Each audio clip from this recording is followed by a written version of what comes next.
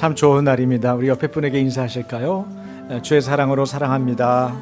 사랑하고 잘 섬기겠습니다. 네, 여러분 사랑하고 잘 섬기실 거죠? 네. 오늘도 말씀 가운데서 여러분 서로 섬기시기 바랍니다. 요한계시록 14장 6절에서 13절까지의 말씀입니다. 제가 6절 먼저 읽겠습니다. 또 보니 다른 천사가 공중에 날아가는데 땅에 거주하는 자들 곧 모든 민족과 종족과 방언과 백성에게 전할 영원한 복음을 가졌더라.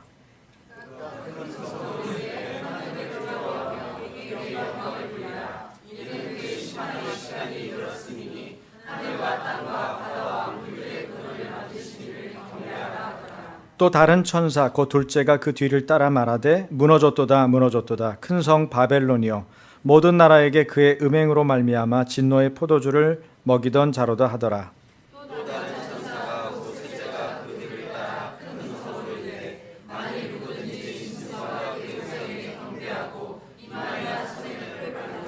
그도 하나님의 진노의 포도주를 마시리니 그 진노의 잔에 섞인 것이 없이 부은 포도주라. 거룩한 천사들 앞과 어린 양 앞에서 불과 유황으로 고난을 받으리니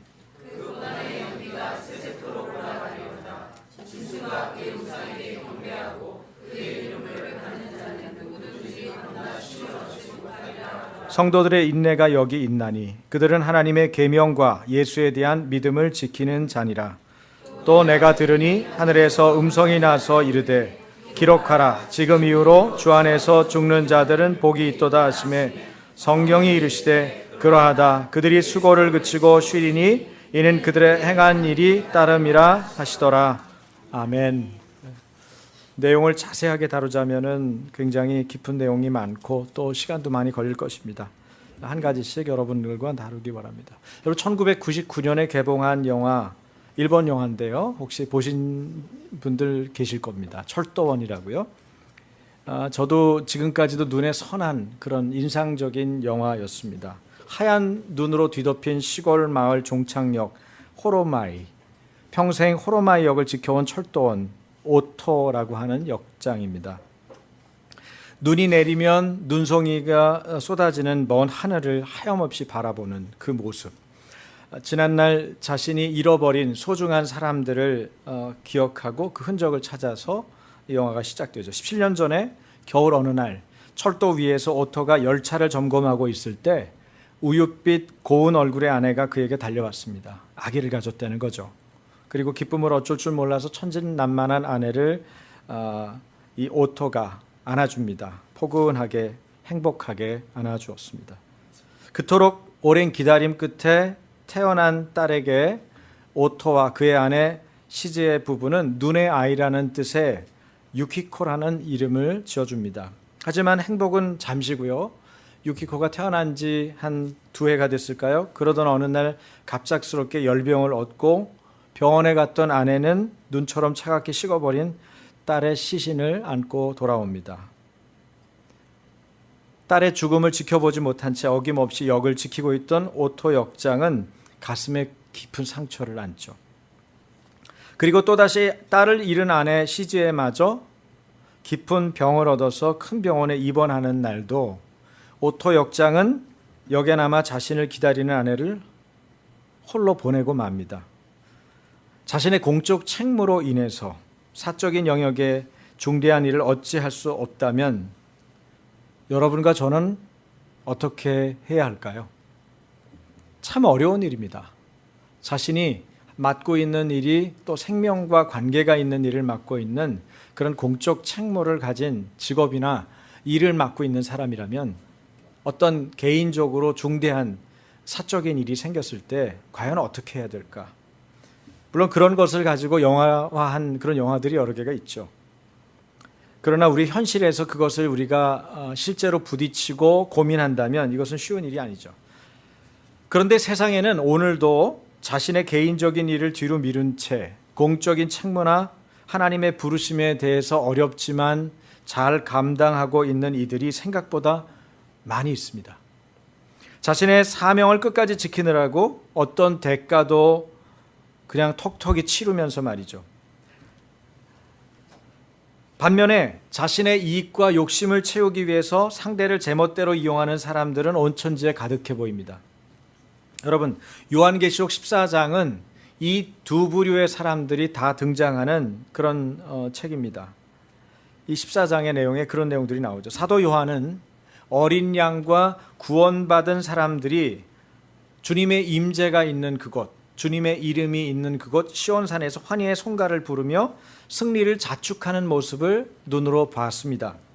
구속받은 공동체, 지난번에 14만 4천이라고 표현됐죠. 이 14만 4천은 예수님께 충성을 다한 순결한 사람들이고, 또 어린 양이 어디로 인도하든지, 어린 양이 누구예요? 예수님을 말하는 거죠. 예수 그리스도가 어디로 인도하든지 따라서 제자의 길을 걸어온 사람들이 14만 4천이고요. 또 하나님의 진리를 마지막까지, 그 입술에는 뭐가 없다고요? 거짓이 없는 입술과 흠 없이 예수님의 복음을 전한 사람들, 그런 사람들을 상징하는 바로 숫자가 14만 4천이죠. 그들은 바벨론으로 비유된 로마 제국의 문화와 가치에 끌려다니지 않고 인내함으로 온전하게 신앙의 정절을 지킨 사람들을 말하는 것입니다. 하지만 이 다른 곳에서는 곧 일어날 심판이 요한에게 보이는 것입니다. 방금 전에는 구원 얻은 사람들의 환희의 송가를 우리는 봤는데, 그 요한이 또 눈을 돌리면서 다른 것을 보게 되죠. 뭘 봅니까? 곧 일어날 심판을 요한이 보게 되는 거예요. 오늘 본문은 바로 이 일어날 심판에 대한 이야기입니다. 다른 천사가 공중에 날아가면서 큰 소리로 온 땅에 다 들리도록 외칩니다. 6절이죠? 6절 다 같이 보겠습니다. 소리내서 또 보니 다른 천사가 공중에 날아가는데 땅에 거주하는 자들 곧 모든 민족과 종족과 방언과 백성에게 전할 영원한 복음을 가졌더라. 천사는 땅에 거주하는 자들 곧 모든 민족과 종족과 방언과 백성에게 전할 뭘 가지고 있어요? 영원한 복음을 가졌다 그랬습니다. 설교해야 할 영원한 복음, 하나님의 가슴을 담은 백성에게 선포해야 될 하나님의 말씀을 말하는데요. 이 설교 내용이 뭘까요? 바로 7절에 나와 있습니다. 7절을 보겠습니다. 그가 큰 음성으로 이르되 하나님을 두려워하며 그에게 영광을 돌리라. 이는 그의 심판의 시간이 이르렀음이니 하늘과 땅과 바다와 물들의 근원을 만드신 이를 경배하라 하더라. 그 이유가 뭐예요? 심판의 이유가, 그 지금 음성을 들려주는 이유가 그의 심판의 시간이 다 됐다는 거예요. 심판이 경각에 다다랐기 때문에 이 음성을 들려준다는 거예요. 이것이 왜 영원한 복음입니까? 이 복음은 그리스도인들이, 우리들이 익히 알고 있는 그런 기쁜 소식, 그런 복음이 아니고요. 그의 백성을 위해서 하나님께서 뜻하신 바, 이 말씀이 성취될 단계가 됐고 심판이 임박해 있다고 하는 경고를 내포한 복음을 여기서 요한계시록에서는 영원한 복음이라고 말하는 것입니다. 심판이 임박해 있다는 경고, 이것을 말해주는 복음이 바로 영원한 복음이에요. 그러니까 이 복음에 응답하는 자에게는 복음이 좋은 소식이지만, 회개할 기회를 거부하고 계속해서 짐승에게 경배하는 자들에게는 마지막 심판까지를 경고한 영원한 복음이라고 말할 수 있습니다. 이것은 심판 대상이 된 땅에 거하는 사람들, 짐승과 그 우상에게 경배하고 이마에나 손에 표를 받은 사람들, 이나 그런 위협 앞에 서 있는 사람에게 던지는 마지막 구원의 메시지죠. 여러분, 어떤 때는 기회가 또 있어요. 이번에 안 하면 다음에 하면 돼. 요번에 안 되면 그 다음에 하지 뭐. 요번에 안 믿으면 그 다음에 믿으면 돼. 올해 안 믿으면 내년에 믿으면 되지 않겠어? 어차피 구원이라는 거는 자기 타이밍이 있는 거야, 이렇게 생각하는 경우가 많죠. 그래서 언젠가는 이 사람 돌아올 거야, 그렇게 우리가 막연하게 생각할 때가 많죠. 하나님은 이 사람 사랑하셔. 그런 막연한 사랑에 대한 근거는 어디서 그렇게 배포가 커졌는지 모르지만은 그렇게 생각할 때가 있어요.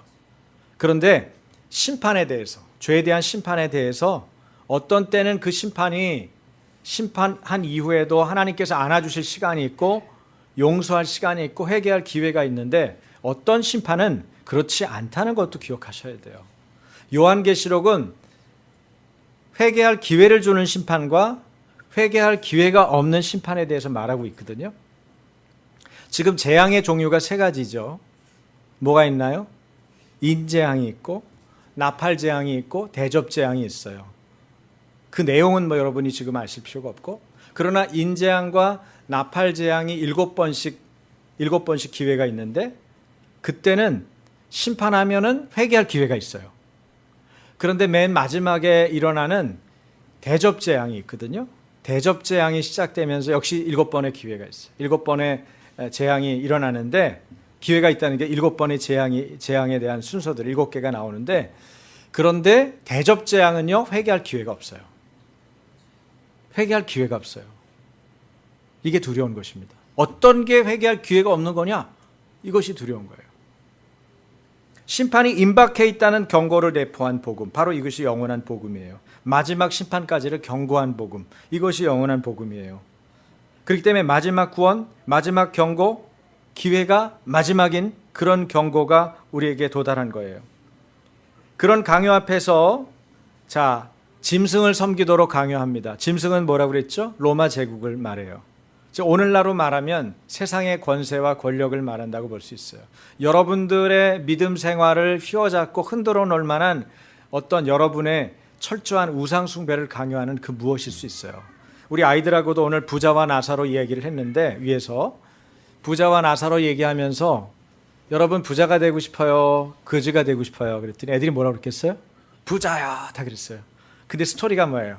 부자는 안 되고 싶은 부자의 모델이 나오는 거고, 물론 거지도 되고 싶지는 않아요. 좀 똑똑한 애들 같으면 저는 예수 잘 믿는 부자가 되고 싶어요, 그랬을 거예요. 그렇죠? 틀림없이 물어보면 아마 그런 애들 나왔을 거예요. 근데 다행히 일이 아니라 거기에 선택지는 2개예요. 예수 믿는 나사로, 거지. 병도 있었고 몸도 야유였지만 하나님을 믿었기 때문에 아브라함 품에 안겼던 그 나사로가 나오고, 돈도 많고 화려한 생활을 날마다 반복해서 할 수 있었지만, 그러나 이웃의 아픔이나 가난에 대해서, 질병에 대해서 전혀 돌아보지 않고 자기만을 챙기고 자기 배만 부르다가 결국 지옥에 가버린 부자. 이 2 선택지만 있는 거죠.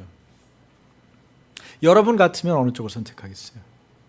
에이, 목사님 여기 교회잖아요. 제가 뭘 말씀하시는지 뻔히 알아요. 당연히 부자 아니에요? 네. 여러분, 우리가 뭘 선택하느냐, 이게 쉬운 게 아니라는 걸 아셔야 돼요. 우선 오죽하면 주님이 뭐라고 그러셨어요? 하나님과 재물을 겸하여 섬기지 말라고 그랬겠어요. 재물이 하나님의 비견될 만큼 높은 위치에 와 있어요. 여러분 아니라고 생각하시겠죠. 에이, 저 교회 다니지 지금 벌써 30년이에요 목사님, 무슨 말씀하는 게. 저는 그래도 재물 앞에 둬도 항상 하나님이 우선이에요. 그렇지 않을 거요? 만약에 여러분 지금 주일날 예배하려고 오는데 오늘만 계약을 하는데 여러분이 1억을 벌 수 있다고 그러면 어떻게 하실래요? 오늘만 계약해 주는 건데 1억을 벌 수 있는 계약을 지금 한다면 어떻게 하시겠어요? 예? 틀림없이 5시 예배 드리는데 없냐? 7시는 없냐? 우리 교회 꼭 가야 되는 건 아니잖아. 예배 장소가 꼭 본교회야 되나? 근데 사실은 예배를 어디서 드리느냐의 문제보다도 이분의 무엇이 문제예요? 하나님과 재물을 겸하여 섬기는 마음이 문제인 거예요. 무슨 얘기인지 아시겠어요? 1억 가지고는 안 되세요? 그럼 100억이면 어떠세요? 100억 계약이 오늘 예배 드리는 딱 그 시간에 여러분하고 하겠다 그러면은, 여러분, 우리는 짐승의 유혹과 시련이 항상 우리에게 있어요. 요한계시록에 요한이 겪는 시기에만 있었던 일은 절대 아니에요. 다른 모양으로 우리에게 동일하게 있는 거예요. 그래서 요한계시록은 요한계시록의 사건 속에만 있는 게 아니고 오늘 우리에게도 동일하게 있다는 것을 아셔야 돼요. 저도 그런 생각 해봤다니까요. 저도 무슨 생각하는 줄 아세요? 여러분, 제 착각이니까 괜히 너무 긴장하시지는 말고, 교회가 한 3,000명쯤 모이는 교회가 안 목사 이제 애써서 개척하느라고 너희 실력을 보여주고 영역을 보여줬으니까 우리 교회 와서 목회를 해. 그러면 난 뭐라고 대답할까? 과연 그때도 주님 앞에 엎드려서 진실하게 주님께 물을까? 아니면 3,000명 교회가 날 부른데 거기 가면은 차도 달라지고 집도 달라지고 우리 애들 유학도 혹시 보낼 수 있을지 몰라, 이런 생각을 한다면 안 목사가 어떻게 될까요? 여러분, 죄송합니다. 하나님의 뜻이 다른 것에 있습니다. 이러고 일어나야 될까요? 그럼 여러분은 그거를 하나님 뜻이 맞을 것 같아. 큰 교회 가는 거죠. 우리 목사님 훌륭하시니까 큰 교회 가야 되는 게 정상 아니야? 그렇게 말해야 될까요, 여러분? 여러분 그 상황이 돼보지 않는 이상은 대답한다는 건 쉬운 일이 아니에요. 저는 어렵다고 미리 얘기할게요. 근데 바라기는, 제가 원하기는 그런 일이 있어도 제가 안 흔들리길 원합니다.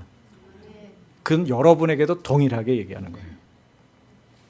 왜냐하면 요한계시록의 이 영원한 복음이라고 하는 이 말씀은 바로 이런 것에 대한 도전을 말하고 있는 거예요. 로마 제국은 황제 숭배의 우상을 만들어 경배하게 하고 이마에 표를 받게 하고 이를 따르지 않는 사람은 심한 경우엔 죽이고요.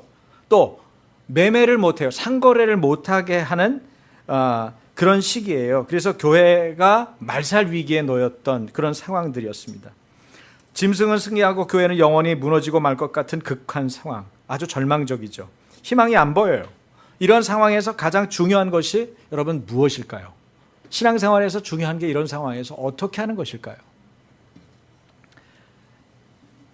요한계시록 14장 6절부터는 그러나 극적인 반전이 이루어집니다. 그 대적자들에 대한 심판이 다가온다는 선언이에요. 극적인 반전이죠. 심판의 시간이 다 됐다, 이르렀다, 그렇게 성경 말씀이 말하고 있어요. 하나님의 심판이 이미 시작돼서 진행될 것임을 강조합니다. 모든 민족, 종족, 방언, 백성들에게 이르렀다는 거예요. 막연한 일반적인 사람들이 아닙니다. 이들은 땅 위에 사는 사람들입니다. 즉 14만 4천에서 제외된 사람들에게 주는 메시지예요. 13장에서 우리가 이 14장을 지금 다루고 있는데 13장에서 두 짐승이 나왔는데 어디서 나왔어요? 하나는 바다에서 나왔고 하나는 땅에서 올라왔어요. 그러면 바다와 땅이 이 두 짐승에 의해서 지배당하고 있다는 얘기예요. 그러나 천사는 강조합니다. 하늘과 땅과 바다와 물들의 근원까지 만드신 분이 누구라고요? 하나님이라고 선언하고 있는 거예요. 천사가 그것을 큰 소리로 외치는데 얼마나 큰 소리냐면 땅의 모든 사람 어느 곳에 있든지 다 들을 수 있게 큰 소리로 말하는 거예요.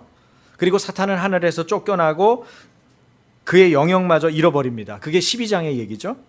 이제 바다와 땅 전체가 하나님의 심판이 미치게 되는 거죠. 그러기에 하나님을 두려워하고 어떻게 하라는 거예요? 영광을 돌리라, 그렇게 말하고 있는 거예요. 여러분, 하나님을 두려워하고 하나님께만 영광을 돌리는 것이 뭡니까? 하나님을 경외하는 거예요. 하나님을 경외하는 것을 잠언에서, 전도사에서 뭐라고 그래요? 하나님을 경외하는 것이 지혜의 근본이다 그래요. 왜 그럴까요? 하나님을 경외하지 않으면 우리의 삶의 방향과 마음의 방향이 삐딱하게 다른 곳으로 가게 돼 있어요. 하나님을 예배하지 않으면 다른 것을 예배하게 돼 있어요. 여러분이 예수를 안 믿는 분들은 사실은 자기를 예배하거나 혹은 하나님 외에 다른 것을 예배하게 돼 있어요. 여러분 마음을 차지하는 게 그렇다는 거예요.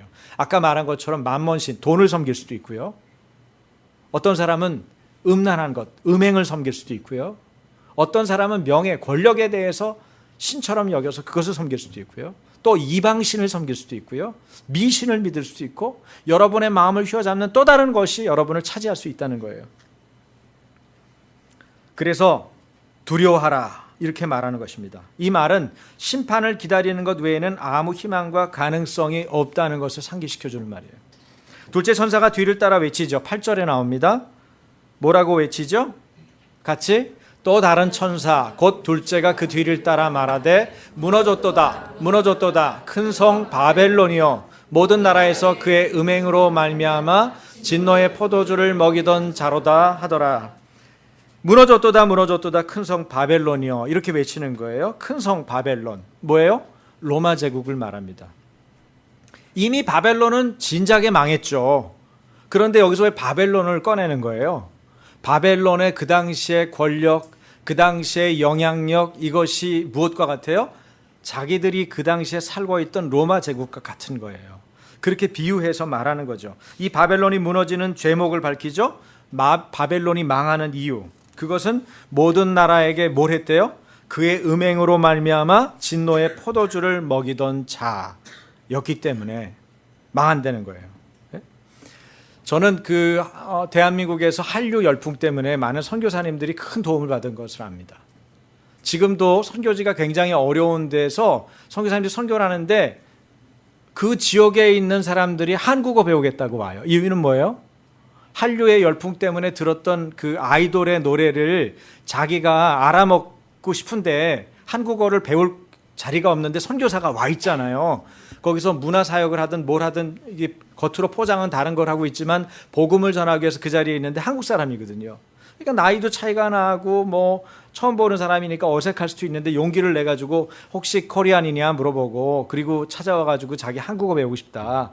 여러분 선교지에 가서 선교사가 특히 이슬람권이나 이런 데서 복음을 전하면 얼마나 힘들어요. 사람 만나기도 힘들거든요. 근데 제 발로 와가지고 자기를 한국어를 가르쳐 달래요. 이게 무슨 일입니까?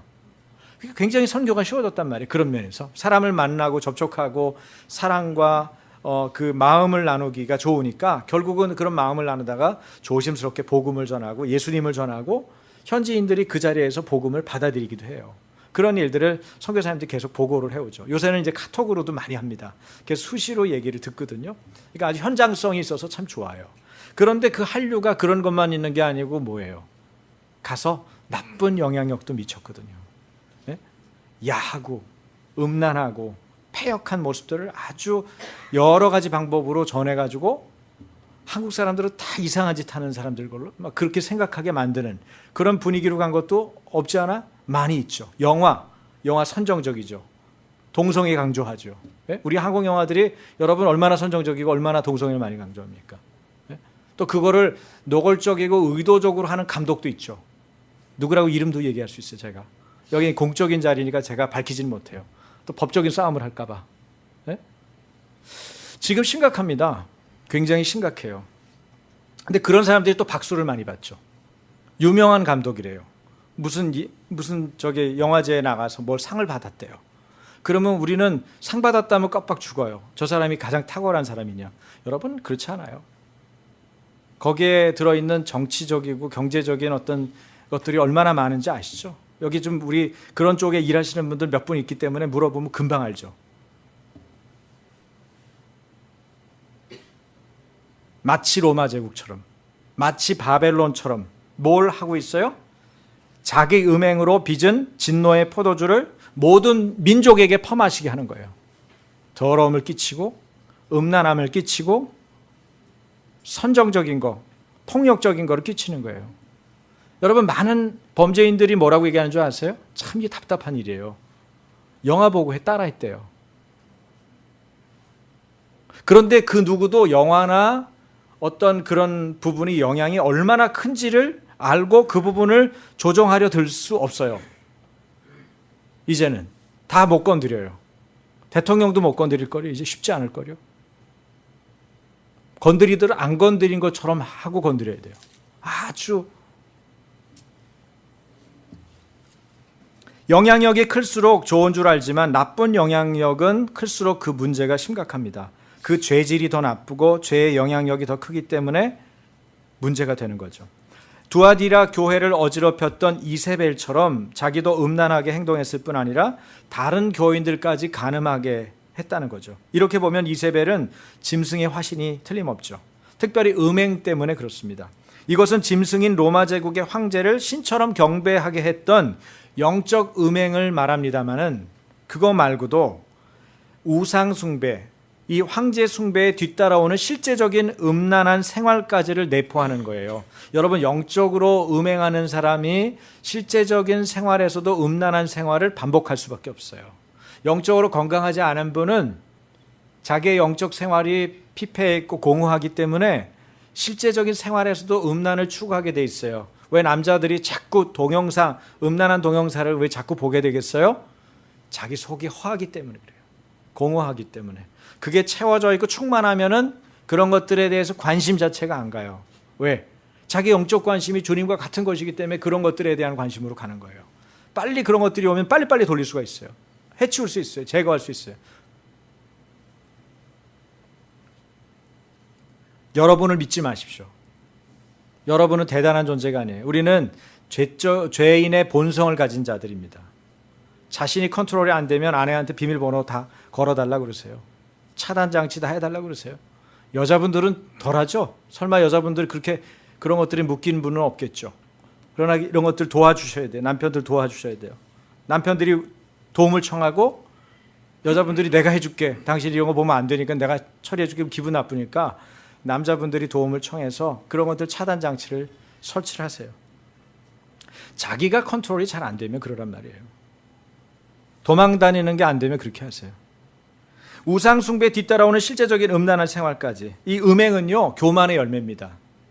교만하면은 음행까지 가는 거예요. 하나님을 경배하지 않으면 다른 것을 경배하게 돼 있다니까요. 누구를 경배하느냐가 인생을 좌우하죠.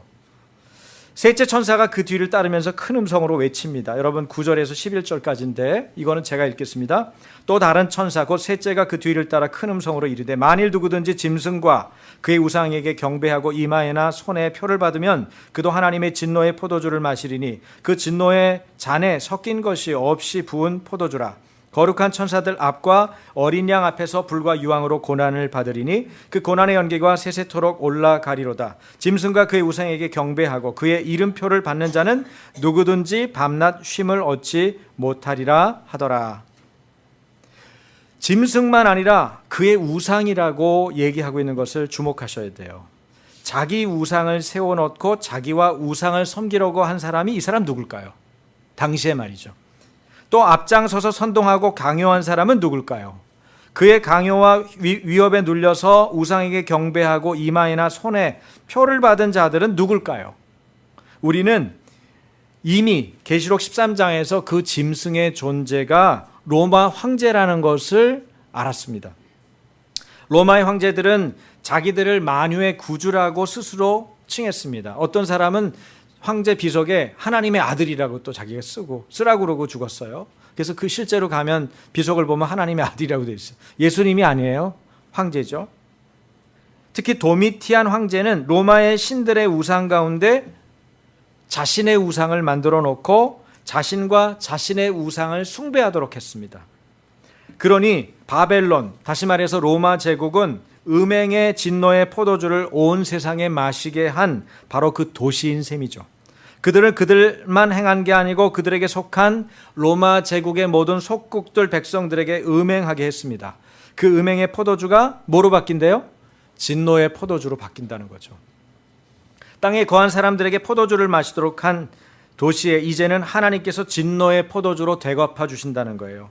갚아주시되 물을 부어서 붉게 하지 않고 더 진한 포도주로 먹이겠다는 것이 하나님의 심판의 메시지예요. 무슨 뜻입니까? 하나님의 심판이 용서는 고사하고 하나님의 긍휼조차 조금이라도 섞일 수 없다는 것을 지금 말씀하고 계시는 것입니다. 하나님의 심판은 그만큼 엄중한 심판입니다. 이해나 정상 참작이 전혀 고려되지 않는 철저한 심판입니다. 앞에는 어땠는데요? 앞에는 회개가 약속돼 있죠. 잘못하고 회개하면 돌아오면 회개하면 받아주겠다고 하는 용서에 대한 메시지가 있는데 이제는 그게 아니에요. 하나님의 심판이 어김없이 단호한 거예요. 그들은 거룩한 천사들 앞과 어린 양 앞에서 불과 유황으로 고난을 받을 거라는 거예요. 여러분 불과 유황의 이미지가 어디 생각나세요? 소돔과 고모라. 그죠? 창세기에. 그 이미지가 익숙한데 소돔과 고모라가 멸망당했잖아요. 소돔과 고모라에 불과 유황이 소나기처럼 쏟아지듯이 처절한 심판이 천사들 앞과 어린 양 앞에서 예수님 앞에서 이루어진다는 거예요. 이 심판이 얼마나 엄중한지를 말해주는 거고요. 여러분 천사들은 좋은 일만 하는 줄 아시잖아요. 심판할 때도 천사들이 관여하는 거예요. 예수님이 좋은 분으로만 아시잖아요. 그러나 다시 오시는 예수님은 심판주로도 오시는 거예요. 이것을 우리가 알아야 돼요. 그리고 그 대가가 영원한 복음을 받아들이지 않은 어리석은 선택 때문임을 안다면은 오늘 우리가 어떻게 해야 되는지를 알 수가 있죠. 여러분 12절과 13절입니다. 이것은 여러분이 같이 읽겠습니다. 성도들의 인내가 여기 있나니 그들은 하나님의 계명과 예수에 대한 믿음을 지키는 자니라. 또 내가 들으니 하늘에서 음성이 나서 이르되 기록하라. 지금 이후로 주 안에서 죽는 자들은 복이 있도다 하시매 성령이 이르시되 그러하다. 그들이 수고를 그치고 쉬리니 이는 그들의 행한 일이 따름이라 하시더라. 아마 이 본문 말씀은 여러분 교회 생활을 오래 하신 분들, 특히 나이가 드신 분들은 한 번 정도는 설교를 들으셨을 거예요. 장례식 설교로 많이 나오죠. 장례식 때 딱 봐도 장례식 설교 같죠? 지금 이후로 주 안에서 죽는 자들은 복이 있도다 하시매 성령이 이르시되 그러하다. 그들의 수고가 그치고 쉬리니 이는 그들의 행한 일이 따름이라. 그러나 여러분, 이게 장례식에서만 해야 될 얘기가 아니에요. 성도들이 인내하면서 하나님의 계명과 예수에 대한 믿음을 지키라고 권고합니다. 이것이 그리스도인들이 지켜야 할 요한계시록이 말하고 있는 믿음의 요약이에요. 요한계시록이 말하는 믿음을 요약해봐라 그러면 이렇게 얘기하시면 돼요. 하나님의 계명과 예수에 대한 믿음을 지키는 것. 뭐라고요? 한번 따라해 보실래요? 하나님의 계명과 예수에 대한 믿음을 지키는 것. 그만큼 여러분, 우리 신앙생활 하는데 하나님의 계명 지키는 거, 예수님에 대한 믿음을 지키는 게 어렵다는 거예요. 사단은 본질적인 거, 여러분이 꼭 가지면 안 되는 거를 낚아채기 위해서 미혹하고 참소합니다. 야, 그거 지킨다고 꼭 뭐 네 생활이 달라지는 거 아니지 않냐? 신앙생활을 그렇게 꼭 복잡하게 해야 되냐? 야, 남들도 다 대충 한대더라. 다른 교회는 안 그러는데 아침 교회만 유난을 떨어. 여러분, 온갖 말을 통해서 여러분의 신앙이 전진하고 믿음이 자라는 것을 방해할 거려? 지금 몇십 년 해왔는데 큰 문제 있었어? 그냥 그렇게 가는 거야. 인생은 그러다가 죽는 거지 뭐. 마치 천국이 하나도 약속돼 있지 않은 사람처럼.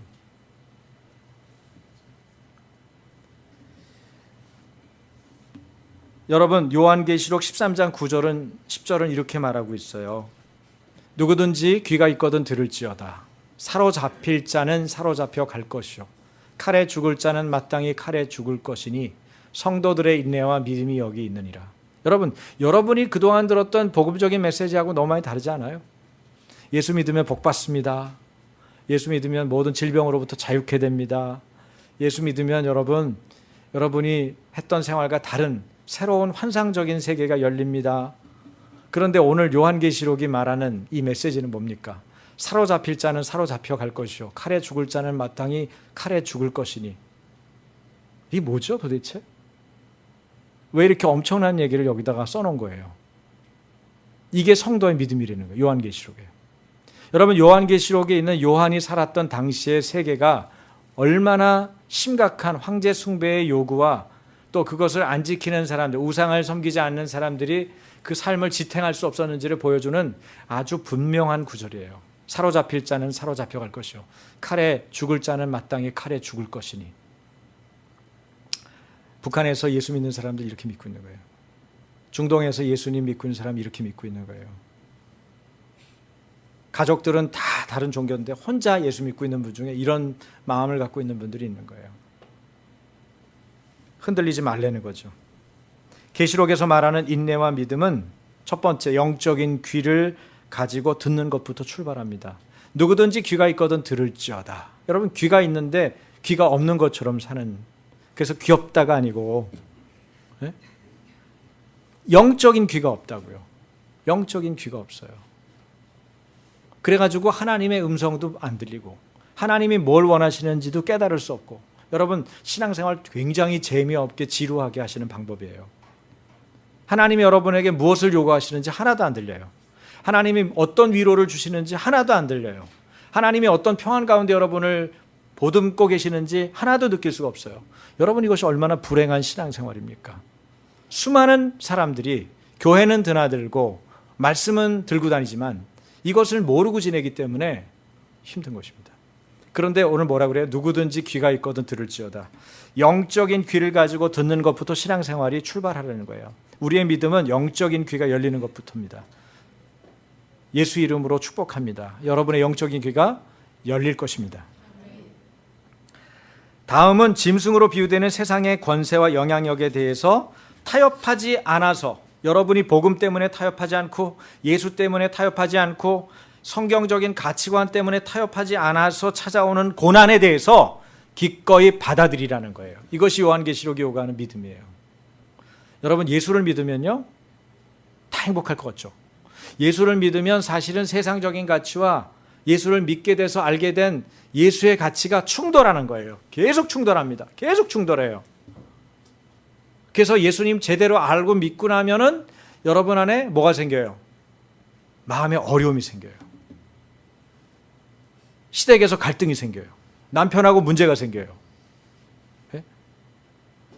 그런데 타협하지 않아 찾아오는 고난을 어떻게 하라고요? 기꺼이 받아들이라는 거예요. 이것이 요한계시록에서 가르치는 믿음이에요. 그 다음에 믿음은 짐승의 악하고 간교한 성품을 분별해서 속아서 짐승을 따라가는 일이 없도록 하는 지혜라는 거예요. 여러분, 분별하는 지혜가 없으면 이것이 주님으로부터 온 것인지 세상으로부터 온 것인지 하나님이 주신 것인지 짐승이 준 건지 모르고 넙죽받아 먹는 거예요. 분별하는 지혜가 필요합니다. 여러분 눈에 보기에 좋은 게 와도 이것이 주님으로부터 온 것이 아니면 거절할 수 있어야 돼요. 그런 의인의 기계가 있어야 돼요. 예수 믿는 기계가 다 없어요, 오늘날에. 그러니까 너무 세상 사람들이 저거 봐라 쟤도 똑같은 거 집어먹지 않냐, 다 모든 사람이 집어먹는 거 쟤도 집어먹었지 않냐, 그리고 손가락질하는 거예요. 여러분, 예수 믿는 사람이 세상에 있는 사람하고 가치가 비슷해지죠? 그럼 교회가 떨어지는 거예요. 영향력이. 주님의 이름이 떨어지는 거예요. 주님께 돌려야 될 영광을 못 돌리는 거예요. 그러니까 우습게 알고 신앙생활을 안 받아들이는 거예요. 영적인 영향력이 없죠. 그러나 세상 박해보다 더 두려운 게 뭔지 아세요? 그것은 하나님의 심판입니다. 그리스도인들을 박해하는 자들을 하나님께서 기어코 심판할 거라는 믿음은 그리스도인이 인내할 수 있는 동기를 부여합니다. 하나님의 이름이 짐승에게 농간당하고 모독받는 상황을 거친 이들에게 심판은 그리스도인이 참되고 옳았다는 것을 입증하는 것이죠. 그리고 이어서 하늘의 음성이 들립니다. 승리한 자들에게 주는 위로와 축복의 말씀이에요. 기록하라, 지금 이후로 주 안에서 죽는 자들은 복이 있도다. 여러분, 계시록에 나오는 두 번째 복이죠. 여러분, 계시록에도 복에 대한 얘기를 계속합니다. 근데 이 두 번째 뭐예요? 지금 이후로 주 안에서 죽는 자들은 복이 있도다. 주 안에서 복된 자들, 죽는 자들은 복이 있도다. 이 말에 의해서 성령이 말씀하십니다. 그러하다 그들이 수고를 그치고 쉬리니 이는 그들의 행한 일이 따름이라. 그렇게 말을 하고 있거든요. 박해 당시에 고난받던 그리스도인들에게 들려주는 위로의 말씀이죠. 우리가 어떻게 살았는지 그 살아낸 삶을 통해서 하나님께서는 뭘 준다는 거예요? 수고를 그치고 안식을 준다는 거예요. 인내는 짐승의 미혹과 타협하라는 유혹에 맞서는 데 필요한 것이지, 이 순간적인 믿음을 말하는 게 아니에요. 지속적으로 깨어 인내하는 믿음을 요한계시록에서는 반복하여 강조하고 있는 거예요. 이 땅에서 살면서 믿음만 버리면 쉽게 살 수 있고 배불리 먹을 수 있고 내가 얻고 싶은 것 마음대로 얻을 수 있다라고 하는 사탄의 속임수에 넘어가지 않고, 예수만 버리면, 교회만 버리면, 신앙만 버리면 너의 복지 보장해 주겠다, 이런 타협과 유혹에 맞서서 믿음으로 인내하면서 하나님의 계명과 예수의 믿음을 지키는 자로 살라는 것이죠. 그런 사람에게 예수님은 마지막 심판 자리에 이렇게 말씀하시죠. 너는 나의 믿음을 저버리지 않았다. 요한계시록에서 예수님이 실제로 한 얘기예요. 너는 나의 믿음을 저버리지 않았다. 주님이 알아주시는 거예요. 여러분, 그거 하나 들으려고 우리가 가는 거예요. 그 말씀 한마디 들으려고. 너는 나의 믿음을 버리지 않았구나. 믿는 자가 죽음에 직면해서도 인내한다면 그것은 복이 있는 것이다. 그렇게 말합니다. 여기서 죽음에 직면했을 때 이게 꼭 순교만을 말하는 게 아닙니다. 자연사 하는 사람도 괜찮아요. 주 안에서 죽는 사람을 강조할 뿐이에요. 여러분, 주 안에서 죽는다는 게 꼭 순교해야 돼요? 주 안에서 죽는다는 것은 그냥 자연사 할 수도 있어요. 어떻게 죽었느냐는 중요하지 않습니다. 누구 안에서 죽었느냐가 중요해요. 주님 안에서 죽는 자는 복이 있다. 따라서 해보시겠어요? 주 안에서 죽는 자는 복이 있다. 제가 수년 전에 제가 잘 아는 우리 형이, 여러분도 들었을 거예요, 뉴스에서. 시베리안 호랑이에 물려서 죽었어요. 저희 가족들한테 참 잘해줬던 형입니다. 가면 우리 애들을 조카처럼, 우리 형의 친구인데 굉장히 잘해줬던 형이에요. 곤충관에서 20몇 년 근무했던 사람인데 어떻게 된 게 그 맹수 우리 돌보는 관으로 갑자기 그쪽을 일을 하라고, 이제 정년 퇴임도 얼마 남지도 않았어요. 한 1년 몇 년 남으면 그거 이제 끝나고 나 이렇게 살 거다. 성문아 이럴 때 좀 자주 보자. 이러고 얘기했던 형인데 어느 날 심아무개가, 제가 운전하고 가는데 심아무개가 시베리안 호랑이에 물려가지고 죽었대요. 이거 우리나라에서 이런 일이 일어날 수가 있죠? 그런 일이 일어난 거예요. 그냥 바로 알겠는 거예요. 느낌으로. 그분이 아니길 바라지만 느낌으로 알겠는 거예요. 그 형 아니야? 그리고서 이제 알아보니까 물려서 죽은 거죠. 문 그냥 쉽게 탁 치면 문이 확 열리니까 시베리안 호랑이가 그냥 먹이 준비하고 있는 이 양반 목덜미를 물어가지고 뒤에서 그냥 그 자리에서 즉사했어요. 얼마나 속상해요. 장례식을 찾아가는데 그냥 추운 겨울철이고 장례도 뭔가 이게 결론이 안 나가지고 계속 장례식이 연기되고 있는 마당인데 갔는데 이제 어렵게 장례식 찾아가지고 이제 가서 장례식장에 딱 들어갔는데 그 부인하고 아이가 보이더라고요. 이제 애가 군대를 갔다 왔는지 제법 큰 아이인데 보자마자 나는 형하고 동생하고 동생지간으로 지내는 이런 아저씨다. 난 목사인데 내가 너한테 꼭 하나 물어보고 싶은 게 있다. 그래서 그 아들한테 제가 뭘 물어봤겠어요? 형 예수 믿다 죽었니? 예수 잘 믿었니? 그렇게 물었어요. 근데 이 아들이 네, 아버지 예수 잘 믿으셨어요. 제가 그 말을 탁 듣는데 눈물은 나오는데 얼마나 위로가 되는지. 여러분 이번에 연예인 하나가 죽었잖아요. 생각하지 못했던 일이죠. 여러분 죽음은 순서가 있어요, 없어요? 없어요. 갑자기 찾아옵니다. 누구에게도 예외가 아니에요. 여기서 내가 한 10년은 확실하게 잘 살 수 있다. 장담하시는 분. 아무도 장담 못해요. 저도 못하고요. 우리 애들도 못할 거요. 누구도 못합니다. 우리는 죽음의 면전 앞에서 사는 것입니다. 그런데 여러분, 여러분의 가족과 친족과 이웃들에게 위로를 줄 수 있는 유일한 한 가지가 뭔지 아세요? 여러분이 주 안에 있는 것입니다. 예수 똑바로 믿는 것입니다. 예수를 잘 믿으면 주 안에서 자는 자는 복되도다. 할렐루야. 그러니까 우리가 신앙생활을 바로 해야 되는 거예요. 예수 안 믿는 어떤 분이 고집을 자꾸 피우고 예수를 안 믿길래 제가 그랬어요. 당신 가족들은 다 믿는다. 아내도 믿고 딸들도 믿고 다 예수 믿는데 왜 당신 예수 안 믿냐. 그냥 대놓고 앞뒤도 없이 막 그런 거예요. 그러니까 이분이 황당할 거 아니에요. 그럼 목사님 저기 지옥이 있습니까? 그럼 지옥도 없는데 제가 몇십 년 동안 목사하고 지금 신학하고 뭔 짓을 지금 하는 겁니까? 그럼 제가 왜 일을 하겠어요? 천국도 있고 지옥도 있습니다. 성경은 그것을 분명하게 증언하고 수많은 사람들이 이것을 믿고 자신의 인생을 던지고 살았습니다. 천국도 믿고 지옥도 믿어야 당신이 예수를 믿어야 그 천국에 갈 텐데 만약에 지금 나이는 많으신데 그렇게 하다가 죽으시면 따님하고 부인은 얼마나 힘들겠냐고. 가장 가까운 사람 슬프게 만드시고 싶으세요? 아니면은 마음에 안정감을 드리고 싶으세요? 딱 고민하더라고요. 우리가 예수님을 잘 믿어야 합니다. 똑바로 믿어야 합니다. 타협이 있어도 고난도 받아들이고 기꺼이 지탱해 나가야 돼요. 짐승에게 속아서 따라가는 일이 없어야 합니다. 여러분, 계시록이 강조하는 믿음은 충성되고 악을 분별하며 타협하는 것에 대해서 저항하는 인내를 말하고 있어요. 성경은 보통 뭘 말하죠? 믿음, 소망, 사랑을 말하죠. 요한계시록은 이 세 가지 덕목에 반드시 하나를 추가해요. 그게 뭐라고 그랬죠? 인내입니다. 충성되고 악을 분별하며 타협하기를 저항하는 인내. 그것이 계시록이 강조하는 믿음이에요. 세상 박해보다 더 두려운 고난이 하나님의 심판입니다. 여러분, 계속해서 우리가 주 안에서 죽은 사람이 복이 있다고 말하고 있어요. 어떻게 죽었는지는 상관없어요. 주 안에서 죽은 게 중요해요.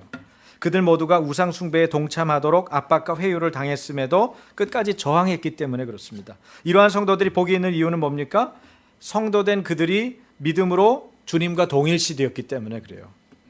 그들에게는 주의 충성됨이 이미 배어 있죠. 여러분, 예수님이 우리 안에 들어오면 나타나는 현상이 뭐예요? 예수님의 충성됨이 우리 안에 있어요. 예수님이 우리 안에 들어오면 나타나는 현상이 뭐예요? 예수님의 사랑과 긍휼이 우리 안에 와요. 그래서 여러분 성품적으로는 용서 잘 못하고 여러분 성품적으로는 분노해야 마땅한데 그렇게 안 하고 사람들을 용서해버려요. 그게 예수님이 여러분 안에 들어온 현상의 입증이에요.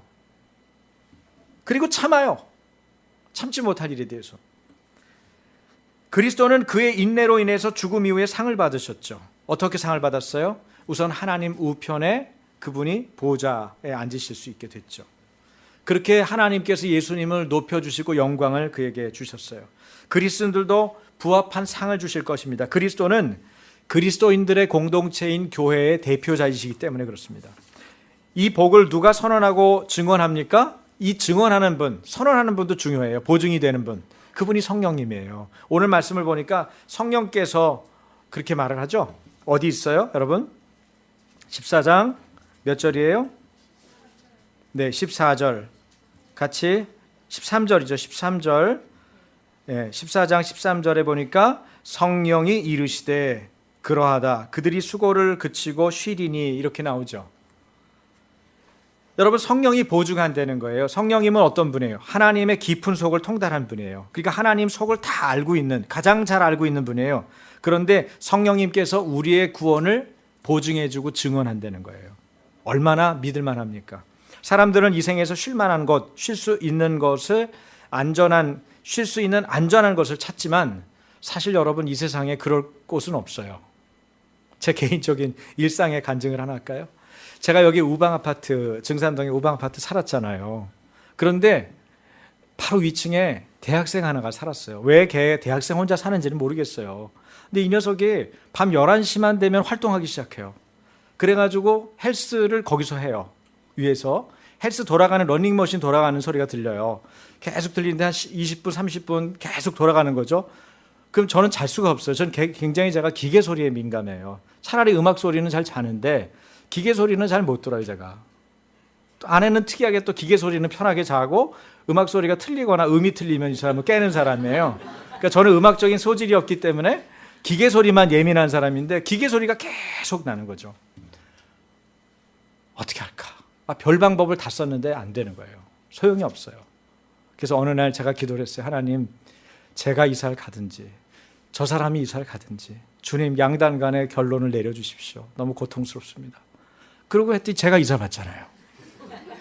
그게 두산 아파트예요. 여러분은 내용을 모르시죠, 지금. 그 내용 중에 하나가 두산 아파트 이사예요. 두산 아파트 이사 왔으니 드디어 안식할 곳, 쉴 만한 곳을 찾은 거 아닙니까? 천국이 따로 없죠. 그렇죠? 집도 넓어졌겠다. 그런데 있죠. 윗집은 10시에 청소기가 돌아요. 밤 10시요. 30분 이상 청소기가 이러고 계속 도는 거예요. 아, 이제쯤 끝나겠지. 그때 텔레비전 소리가 막 들려요. 근데 그분이 하루 종일 청소를 해요. 제가 그분 연구 대상이에요. 어떻게 하면 하루 종일 청소할 수 있을까? 기계가 혹시 청소기가 자동으로 돌아가는 게 계속 돌아가는 거 아닌가? 이런 생각이 들 정도로. 그런데 제가 생각할 때 로봇 청소기가 아니고 미는 청소기 같아요. 딱딱 소리가 들리거든요. 말을 해야 되나 말아야 되나 그러다가 제가 하나 깨달은 게 있어요. 아, 이곳은 영원한 안식처가 없는 곳이지, 여기는 쉴 만한 곳이 없는 곳인데 그걸 이제 알았네. 아내한테 그렇게 얘기한 거예요. 여보, 그렇죠. 바로 응답을 하더라고요. 여러분, 이 땅은 우리가 쉴 만한 곳, 안식할 만한 곳이 없습니다. 착각하지 마십시오. 그럴 만한 곳 뒤져서 나오시면 그 다음부터 뭐가 불편한 것들이 보이기 시작할 거예요. 지금 압제의 수고를 견디는 그리스도인들은 이후에 안식의 복을 받을 거라고 성령님이 말씀해 주시는 거예요. 너희들이 여기선 찾지만 못 찾을 거다. 그러나 내가 주는 그곳은 정말 안식할 수 있는 곳이지. 슬픔도 없고 눈물도 없고 고통도 없고 가장 좋은 건 예수님이 너희와 함께 계신다는 거야. 그곳이 천국이에요. 그리고 충성스러운 행위를 한 사람들에게 주님은 상을 주시죠. 상을 주는 상징적인 게 뭐예요? 흰 옷이에요. 세마포 옷이죠. 흰 옷.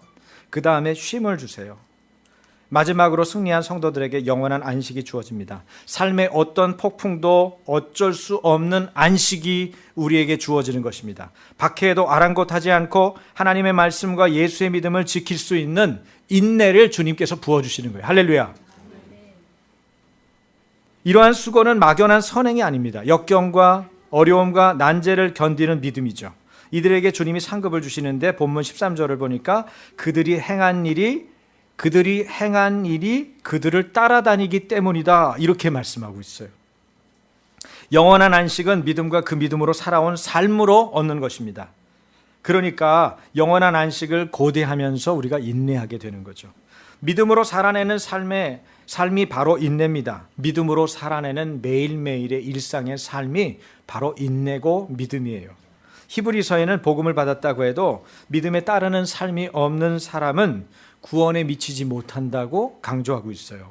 자, 히브리서 4장 1절 2절 볼까요? 같이 히브리서 4장 1절 2절. 그러므로 우리는 두려워할지니 그의 안식에 들어갈 약속이 남아 있을지라도 너희 중에는 혹 이르지 못할 자가 있을까 함이라. 그들과 같이 우리도 복음 전함을 받은 자이나 들은 바 그 말씀이 그들에게 유익하지 못한 것은 듣는 자가 믿음과 결부시키지 아니함이라. 교회가 자립하기 전에 저는 대형 교회에 초대됐어요. 우리 교회를 후원하고 있던 어느 교회였는데 강남의 유명한 교회입니다. 근데 그 교회에서 무슨 세미나를 하는데 제가 농어촌 교회 목사님들 가정하고 이렇게 합류가 돼가지고 저도 도심지에 있는 유일한 교회가 거기 껴가지고 세미나에 언급결에 참여가 된 거예요. 아주 특이한 현상이죠. 근데 저한테는 아주 독특하고 인상적인 경험이었어요. 거기에서는 농어촌에서 온 목사님들 가정이 이 교회가 후원하는 그분들이 와서 자기들이 어떻게 목회를 하는지를 얘기를 해주는 스토리가 있었어요. 한 번씩 나와서 간증을 하는 시간이 있었는데 나와서 간증을 하는데 눈물을 우리가 흘리지 않을 수가 없었어요. 어떤 교회는 어촌에서 10명 데리고 어떤 교회는 농촌에서 15명하고 목회, 어떤 분은 8명하고 목회하는 분이에요. 여러분 10명, 8명, 15명하고 목회하면 그분 목사님은 어떻게 밥 먹고 살까요? 물고기 잡아다가 드리면 맨날 물고기만 드시나? 어떻게 생활할까요? 그러니까 이 가정들이 대부분 보면 자녀들까지 외부에 나가서 아르바이트라든지 일을 하고 사모님도 당연히 일을 하시고 목사님도 목회를 하시면서 자비량으로 활동을 하시더라고요. 충격적이었어요. 그 정도로 열악한지는 몰랐어요. 그런데 그분들 얼굴이 하나같이 밝은 거예요. 그분들이 하나님께 불평하고 원망하는 스토리가 없고 전부 하나님께 감사하고 찬양하는 스토리를 하면서 자신들이 어떻게 신앙생활을 하고 자신들이 어떻게 섬기게 되는지를 얘기를 하는데 농어촌에서 자기가 몇 번이고 교회를 떠나려고 그랬대요. 다른 좋은 교회가 또 부를 때도 있었대요. 그래서 옮기려고 할 때마다 하나님 앞에 기도하면 하나님이 네 자리가 거기다 그러는 거예요. 미칠 노릇이지. 그래가지고 그 자리에 머물러 있는데 하나님이 어떻게 갚아주신 줄 아세요? 그분들 자녀가 상상할 수 없이 잘 되게 만드시는 거예요. 그래서 농어촌에서 도저히 보낼 수 없는 영국의 유명 사립대에 들어가서 졸업을 해가지고 애가 졸업을 한 거예요. 목사님 이게 어떻게 가능해요? 그랬더니 자기 스토리를 또 막 얘기하시는 거예요. 저는 또 듣느라고 신나고 이분은 얘기하느라고 신나고. 여러분 하나님은 살아계십니다. 우리가 어떻게 주님 앞에 드리느냐가, 그리고 이 땅에서 보상받는 게 또 전부가 아니에요. 이 땅에서 보상받는 거는 빙산의 일각이에요. 그거를 못 받는 분들도 사실 많이 있어요. 그러나 중요한 것은 주 안에서 자는 자는 복되도다 말씀하신 거예요. 그리고 그 수고가 그칠 거라는 거예요. 참다운 안식이 그에게 주어진다는 거예요. 이것이 하나님의 약속이에요. 그 약속을 믿는 자는 여기서 고난을 받고 시련을 당해도 복음 때문이냐, 예수 때문이냐, 교회 때문이냐, 오케이!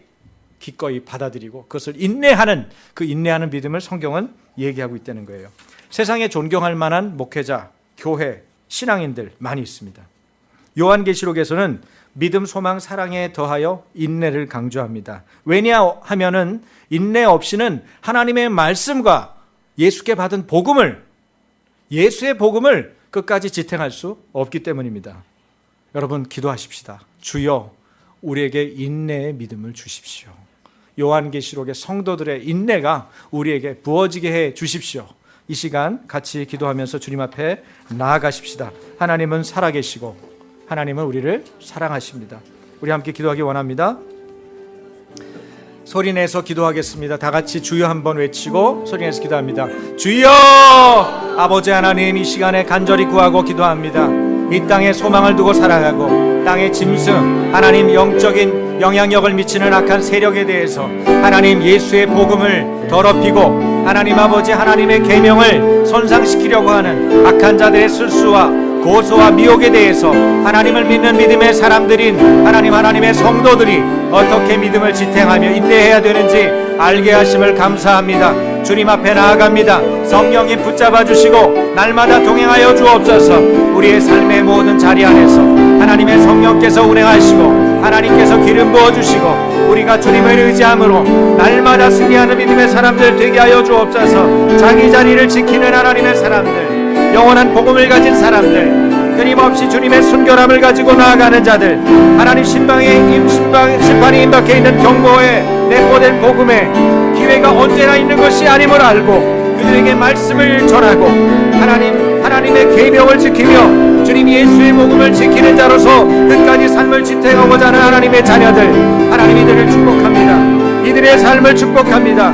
이들이 날마다 하나님을 경배하며 경외하게 하여 주옵소서. 음란의 포도주가 진노의 포도주로 변화되기 전에 아버지 엄중한 심판, 철저한 심판, 어김없이 단호한 이 심판이 우리 가운데 다다르기 전에 영적인 귀를 열고 아버지 타협하지 않고 고난을 기꺼이 받아들이며 속아서 따라가는 일이 없는 분별력 있는 지혜를 갖도록 주여 사랑하는 종들에게 인내하는 믿음을 주시고 주님 앞에 충성되고 악을 분별하며 타협하기를 저항하는 인내를 주시길 원합니다.